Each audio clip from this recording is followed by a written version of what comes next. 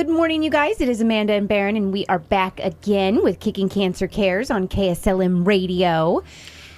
Kind of exciting news. Dun, dun, dun. We have a wonderful food sponsor for the first half. Yes. We have potentially a wonderful food sponsor for the second half. It is in the works, and we can't give you much more than that. Venties. So stand by, and we'll keep you guys posted. Dino. Venties. I'm really excited. Yeah, well, Buddha burger. I know. She just went there and was like in love with the food. So good. And they have this crazy soy-based bacon that I was terrified to try, and I went and actually bought it at the grocery store, and it's my new bacon now. It's amazing Here's food. what I can definitively tell our listeners. Whether this happens or not, next month we're going to record the show live at Venties. It's already set up, and we're going to show you some of the amazing food that they have downtown. Oh, such amazing food. All so good for you. They had this soup. It was like a beer cheese there's soup. No bad food there. There's no bad food so there. good. Yeah, beer cheese. Those are two it of was my like favorite a things. beer cheese. Can you go wrong? It was a phenomenal soup, and I've never had soup like that, and I'm not even a soup person. Mm-hmm. And their mac and cheese is unreal, too. Oh, so, anyway, okay, more to come. Oh, sorry. More okay. to come. Well, one thing, I kind of mentioned this briefly at the start, but Manny and I met through Chamber when I first started going to Chamber. I have a wonderful picture that's probably popping up right now. Manny had won one of our blue shirts, and I asked Manny some time back. He formed a company that's called Copa Wealth Strategies. Mm-hmm. And I was like, why did you name it Copa? Well, the picture that you're seeing is Manny standing in front of the Copacabana. Okay. You know, the very famous song? Yeah. Manny took a picture. Manny went to New York, and he got a picture wearing our shirt in front of the Copacabana. Oh, hilarious. So awesome. That is cool. But your family, now you're from New York. Right. But your mom came here from... Dominican Republic. Yeah. Both my parents. Both your parents. Yeah. And so he was kind of describing for you what New York City looks like in the boroughs. If you look just south of Cuba, there's this long oval-shaped island that's split in half with two different countries. Okay. And the east side is the Dominican Republic, and the west side is Haiti. Okay. Now, I'm going to throw some statistics out, and then I want Manny to weigh in on some thoughts as to this. Okay. The Dominican Republic, which would be the east side, also where his family is from. Population, just a little over 11 million people. And new cases of cancer last year was 20,171. There were just a little over 11,000 people that passed away from cancer. Okay. The west side of the island, Haiti, population a little bit bigger, 11,600,000. So basically the same Not size. Much, yeah. Population the same size, except in Haiti there were 13,860 new cases. Significantly less. Yeah, just about 6,500 less cases in Haiti. Mm-hmm. There was also only 9,000 that passed away versus 11,000. Okay. So less passed away, less new cases. Why? Manny has some thoughts on this. Why? Well, why? I don't have any definite answers. Definite answers. I can yeah, but I can speculate. I mean, Haiti and Dominican Republic, the island is called Hispaniola, and the geography is very different. The topography is very different. The political systems are night and day. Not the systems, but the results of each of their systems, night and day. There's a lot of poverty in Haiti. Haiti gets affected a lot more by things like earthquakes and hurricanes than Dominican Republic because of the lack of infrastructure. It's very mountainous, so you get a lot more floods and other things that happen there, not so much as Dominican Republic. But Dominican Republic, I guess what it has going against it in terms of the numbers that Barron mentioned is that it's a lot more industrialized. Okay. So more along the path of how we think of food sourcing and what we're eating here. Mm-hmm. than Haiti does. So I speculate that it has something to do with that. Absolutely. I did do a little bit of research, just Googled it, just to give you a little bit of additional context. So infant mortality per 1,000 births, 18.1 in Dominican Republic, 48.2 in Haiti. So more infants are passing away. Wow. Life expectancy, 78 in Dominican Republic, 63 in Haiti. So they're passing away sooner. People living with HIV and AIDS, 67, almost 68,000 in the Dominican Republic, 134,000 in Haiti. GDP, which is your gross national product. Right, in billions, 142 Dominican Republic, 19 in Haiti. A lot poorer. And finally, unemployment rate, 13.8 in the Dominican Republic, 40.6. So in Haiti. So although, maybe the food sourcing has some positive impact in a way in Haiti, in that it's maybe not as processed, people living off the land because they have no other choice. Right. But for that, there are other underlying issues with Haiti in comparison with the Dominican Republic that has a kind of an offsetting effect to certain Yeah. Well, and the infant mortality rate is pretty significant in that number too. Mm-hmm. Well, and we've learned a lot of third world countries, their cancer rates are low, but yes, it's because a lot of times they're in poverty where they don't have access to the really processed food, and so they more live off the land and stuff. But then you look at other numbers like that, and it's, man, pick your poison. Look, my mom passed away. So let's start with the bad number. My father passed away at 68. His mother lived till 85. My mom passed away at 85. Her mom at 104. Wow. Her brother's still alive and is 93. And their brother passed away at 102, maybe 5 or 6 years ago. Wow. At 102 years old. 102 years old. Wow. And the thing is, there's no such word in our culture, like our family. I'm not saying in general, but as natural food or eating right or eating unprocessed food or organic food. Everything's organic.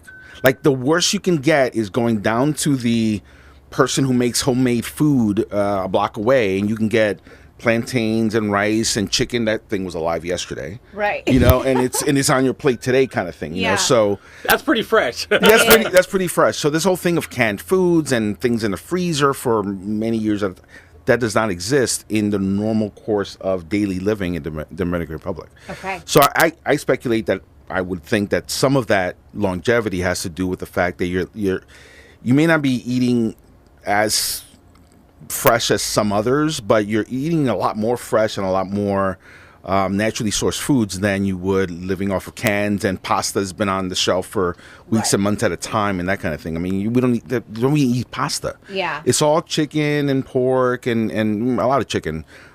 Beef, rice is a staple, beans are a staple, salads and vegetables are staples. And you don't go off that track normally. You don't have lasagna. You don't have all these other fatty, cheesy, oily things that normal Americans eat. Even if it's not American food, maybe it may be Italian, but it's still not as good for you, I think, as some of these other countries have as part of their staple foods. Mm-hmm. You made a very interesting statement a minute ago, Manny, that in your culture there wasn't so much as like a healthy food. It was just what you always ate. And yet I always chuckle now that if I go into Fred Meyer's, there's this health food section. Mm-hmm. Does that mean the rest of the stuff is not health food? Mm-hmm. Right. Mm-hmm. If this is the health food section, then the rest of it is the unhealth food section. Mm-hmm. Right. Yeah. Why do we have to label the health food section? Yeah. They can charge you more money. Right. Yeah. Yes. So exactly what it is. Yeah. We're going to charge you more because it's the health food. Right. Mm-hmm. But guess what? I go 3-4 aisles down, and it's got the red dyes and the yellow dyes and the blue dyes. That is the unhealthy food section. We just don't label it that way. Yeah. Well, even going into the produce section, I'm trying to be more organic and stuff like that. And it's like, okay, organic section. In the big produce section, you got this little tiny circular area that you walk around and grab your little few items. Yeah. It's scary how much is unhealthy compared to what's good for us in America. Well, and I think Manny said it very well. My background is in marketing, and so I look at this thing from a marketing standpoint. We have to market as the health food section. We have to market as the organic section. Mm-hmm. But the culture that you come from, that's just the normal. It's called food. It's called just food. It's just real food. It's called food. Real food. Yeah. Well, and the other thing, and for those that have been listening to our YouTube channel for a while, it was really early on. like the 4th or 5th episode, I don't remember the exact episode number, but we had Yuri from Russia come in here. Yeah. And so Yuri grew up until he was like, I think 15 years old in Siberia, which is way east in Russia. And when they moved here, like they were the healthiest kids in the area when they moved here. The doctors like amazed, like your kids are so healthy. But in a comparison, we looked at what the rates were in Moscow and Kiev, those majorly industrialized cities in Russia, and the cancer rates were worse in the industrialized areas because they're eating the processed foods. They're trying to be more Americanized, which is not to their favor. No. And so in Manny's case, the family, that's just food for the family. But I would imagine that there are some parts of the Dominican Republic that are a little bit more Americanized. Well, sure. You know, so I'm glad you brought the other statistics because it's very interesting. Yeah, I just thought it was intriguing that you have this one island that are so dramatically different on the two different sides of the Very island. interesting. Yeah. Yeah, it's partly one was Spanish influenced, one was French influenced. That's why there's a difference in language. Okay. Haiti speaks French, the Dominican Republic speaks Spanish. So that has a lot of the history, but it's also, like I said earlier, topography and the luck of the draw of where that fault line goes through. So a lot of earthquakes have affected that area. The topography is a big one because of in mountains you can't grow as much as you can in flatlands with a lot of grass and trees and things like that. Right. And that results in infrastructure differences. And so when a hurricane does go through, Haiti gets decimated and the Dominican Republic gets to stand a lot stronger. So it's a historical, political, topographical things. A lot of dynamics there. Yeah. Well, we've done this for many of our guests, Manny, and then I was always intrigued when I meet more and more people. Kickin'Cancer is amazingly, we are starting our 8th year as an organization. That's crazy. I know, it is crazy. I just started this to help somebody out, and all of a sudden here we sit 8 years later. But I'm always intrigued as to know somebody else's why for this cause. And there's someone in your life, I think, that you were telling about that has been affected by cancer. Did you want to share that? Well, several have, but the strongest person that to me I kind of think about is my aunt, my mother's sister, as a matter of fact. She was the closest person that I ever saw being affected by cancer. I saw her from being perfectly healthy to having cancer to being in hospice. So the whole cycle of that. So anytime I think about cancer, and you see on TV sometimes the sports and baseball, people hold up signs as to who their why is or whatever. Right. She would always be mine because he's the closest person my uncle, the 92-year-old, 93-year-old now, he's been battling some prostate issues as well. I'm not sure if he's been diagnosed, but I think he may have recently. What did your aunt have? Good question. I forget at this point. It was a long time ago. But do you remember what region of the body your aunt was affected by? I don't remember. Okay. I don't remember. But her journey has stuck with you. Well, yeah, absolutely. Because it was the closest person. It was like the closest thing to having a parent with it. Because she was living with my mom and she was in the house. Yeah, exactly. So as opposed to like cousin who? Oh, yeah, right. That kind of sucks. Anyway, this wasn't that. Yeah. Well, I find it really intriguing that if I had this idea 20 years ago, well, you would have said, oh, yeah, I've got an aunt whose cousin's sister has cancer. And it wasn't like everyone you knew someone who was dealing with cancer. But I started this thing in 2018, and I still vividly remember going to a networking group. There was about 60 people in the room, and I have since changed how I asked this question. Because I said, again, it was like a month or two into this little project, but I said, how many in this room have been affected by cancer? And I swear every hand went up. And it just was like this tidal wave to me of like, what the heck did I just start? Right. Because so many people's lives have been affected by cancer. And then to find some way to bring awareness to how to not get it, to how cities like New York are getting affected by it. I mean, that kind of became my mission at that point. But it was really overwhelming that day to realize how many people have been affected by cancer. Yeah. Oh, yeah. Absolutely. Even if they haven't been affected by cancer, what you're teaching and pushing out there can help them better themselves so that they are not affected by cancer and continue that way as well. That's the long-term goal. Yeah. That's the long-term goal. Well, it's working. I hope so. Apparently with your husband, it's working really well. Yes. So the other thing that was intriguing that Manny was mentioning earlier, we just recently had our annual board meeting. And we've talked a lot about these communities. So the whole discussion about communities and what basically, Manny helped me a lot with this project, but we wanted to start creating chapters, and we like to use the word communities, but each community is going to have its own dynamics. And I guarantee you a community in Manhattan, New York is going to look a lot different than a community in Salem. Oh, absolutely. Because you don't have access to the food that we have around here, right. Densely populated. And so each community will have its own dynamics, and we'll work alongside that community to make the mission of education and support work for their community. But we did get a request from Kenya. Okay. We are not ready to go international. Right. Not just yet. No. I mean, that's a long-term goal. Right. But I found a nice way to say, hold on. Yeah. But your sister-in-law, Jackie, you know, Jackie's been to Africa. Mm-hmm. And here's what I know Kenya. about... Here's what I know about those areas. They're already eating real food. They're not eating the kind of processed food that we eat. Right. But they have really horrible water systems. Mm-hmm. So they're drinking the same water that they defecate in. Yeah. And so when it comes to not getting cancer, it's a different education process. Okay, yeah. You have to complete, So you think about what he was saying about Haiti and Dominican Republic. If we had a community in Dominican Republic, the message is still the same. Don't get cancer, support those that do. But how you go about that's going to be different in Dominican Republic than it will be in Manhattan, New York, than it will be in Dallas, Texas, than it will be in Billings, Montana. Oh boy, you got your work cut out for you. Yeah.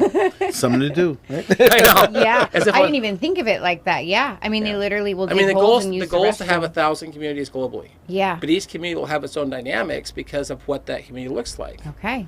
You know? Yes. And we'll have a guide like Mickey in that area. Yeah, that knows that area and the people. Mm-hmm. Yeah. And so there's a person on our board named Cheryl, and Cheryl's position on the board is to help develop these communities out. And so Cheryl will be communicating with whoever that guide is in Manhattan, because Manhattan will be dramatically different than Salem. Oh, yeah. You know? So it's exciting. Very exciting. Super exciting. Yeah. I'm all about it. We've made so many changes just in ourselves with our home, and so I hope that this message and show can do the same for others, because our health is important. We're worth it. Yeah. We're worth it. Well, there's a phrase we've used for a long time, Manny. You have to save yourself, then each one teach one. Mm-hmm. Right. And you know, one of my big successes is that I met Amanda 3 years ago, and just things we talked about. Well, then Amanda made some changes, but then Amanda's husband's made some changes. And you know, the way we really fight cancer is save yourself, then each one teach one. You know, Ashlie met me a year and a half ago, and now all of a sudden Ashley's kids are making changes. Yes. And it becomes like this ripple effect of people actually going, we've been sold a bill of lies, and we want to change how we deal with our future. Yeah. And I think people are starting to wake up to it. I think that our eyes were kind of blindfolded for a really long time, and we didn't realize. I don't know if it's just my age that comes the wisdom. I'm not sure, or I was blindfolded, but I'm really excited because I've got a lot to live for, and I want to be healthy. Yeah. Well, I brought you a very interesting timeline story. Okay. And it actually, what I've been doing, Manny, is walking listeners through kind of the timeline of Kickin'Cancer. Last week, what I told you is how I met Jason Conrad. Yeah. And I worked with Jason to do a cancer awareness basketball game. And so 4 years ago, this will be the fourth year, so 3 years ago, was our first cancer awareness basketball game. Well, just before that, this is so ironic, KSLM was doing a food drive at a Safeway. Okay. And this would have been November before that, so November of 2021. Okay. Years ago, I worked at Safeway, and the guy I worked with, his name is Jason Thornton. Jason is one of those that sits on social media and just kind of watches from a distance. Mm-hmm. You know what I mean? Mm-hmm. Like, they don't comment. That's my husband. Yeah. They're watching, but they're not. He's there, but he's not there. Yeah. So Jason's been sitting there watching on social media, and all of a sudden I get this message from a guy who I hadn't heard from for like 10 years. And he goes, I've been watching what you're doing at this Kickin'Cancer. my wife was just diagnosed with cancer. Oh. So Jason left Safeway. He bought the grocery outlet out in Dallas, and he and his wife owned that grocery outlet. And it would have been the summer of 21, and this has become like a really weird common thread with leukemia, but she got a cold that wasn't going away. And when they went and got checked, she had blood cancer. Oh, my. Okay. So he tells me this whole story, and I said, well, as it turns out, I'm going to be at the Safeway, because we work together, and he actually came down, and Terry Soul interviewed him during that food drive. Okay. And while Terry was interviewing him, I ran to my store and I got a couple of orange T-shirts and brought them back to him. That's cool. And then I began describing the Go Team concept to Jason. And so second quarter of 2022 became Go Team Sandy. Okay, for his wife. For his wife. Mm-hmm. And she had spent weeks up at OHSU going through treatment for this leukemia. It was just a brutal treatment. Oh, I bet. But she was feeling fairly healthy. And so I said to Jason, I said, could you allow them to sit courtside? He says, I'll give my seats. So Jason, Thornton, and Sandy sat courtside at that game. That's cool. And Sandy's hair's grown back now, but I'll send Ashley some pictures of that game, and there they are sitting next to it. And then I let Jason come over and meet Sandy and Jason, and of course Jason Thornton and Jason Conrad. Yeah. And so we wore a lot of orange during that game for Sandy and her battle with cancer. That's cool. And Jason Thornton wound up buying shirts for his entire crew out there at the grocery outlet. Yeah. And many of them came to that basketball game. That's awesome. So in the timeline, that was what was happening. It would have been actually April 29th of 2022 was that game. Except I'm really excited to announce our next Go Team. Okay. After Russ Hedge. Okay. And this is a little bit scary and fortuitous. She works at Kelly's Furniture here in town, and she had a spot on her foot that looked like a mole. Mm-hmm. She has the exact same cancer that Russ has. No way. It's gone to her lungs. Ugh. It's gone to her brain. Oh, no. It's the exact same cancer that Russ has. Okay, what's her name? Let's start our prayers.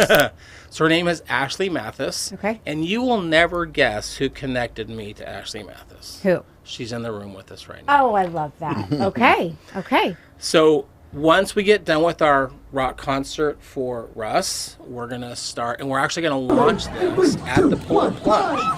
Because guess who's going to be at the Polar Plunge with us on our team? Oh, good. Yes. So Ashlie Mathis will be our second quarter Go Team. Okay. And we are going to let her do the ceremonial tip-off this year. I've already talked to Ashlie. She's up at OSU right now dealing with the treatment. But once we're done, these jerseys that are being created for this year's game, we're going to have an auction for Ashlie. Okay. Yes. And when we auction these jerseys off, a good portion of that money is going to wind up going to Ashlie. That's amazing. I love that. Because she has from standing in the line at Fred Meyer's and hearing her mom talk to someone else about her daughter's illness, and I said, "Wait, have you heard of Kickin'Cancer?" Yes. That's literally how it started. Oh, I love that. Yeah. I love how our community comes together for each other. Yeah. Okay. I called Ashlie a couple days ago. She's got a pretty long treatment right now up at OHSU. She's got like a week's worth of chemo. Then she goes over to Ronald McDonald for a little while. Then she comes back for some more treatment. They're just trying their best to get this thing out of her lungs and out of her brain. They're keeping her at Ronald McDonald House. Yes. They're that close. They're that close. Okay. So she goes through treatment. Then she goes to Ronald McDonald. Not even home. No. Salem's not far. She said she will be here March the 1st. She'll be at the honoring evening. You'll get to meet her at the honoring evening because we did honor her back in December. But once I knew that it had progressed to this stage, our Ashlie submitted that Ashlie as a Go Team, and we've officially, quarter two is Go Team Ashlie. Okay. Everyone, please keep Ashlie in your prayers. But she does plan on being at the plunge, and she plans on being at the honoring evening. Okay. Awesome. So there's my timeline and my update for you. Perfect. Sounds good. Thank you so much for coming in and It's my sharing your pleasure. story. It's my And pleasure. that was cool just getting 9/11 from your perspective from someone that was there. So that No, was and really awesome. thanks to Baron for inviting me. Appreciate it. I was excited to let you hear what I've heard from him. Yeah, absolutely. And then you guys stay tuned for more about Venties, who is possibly our sponsor. Thank you, Dito. Venties. And we'll be back next week As the movement continues.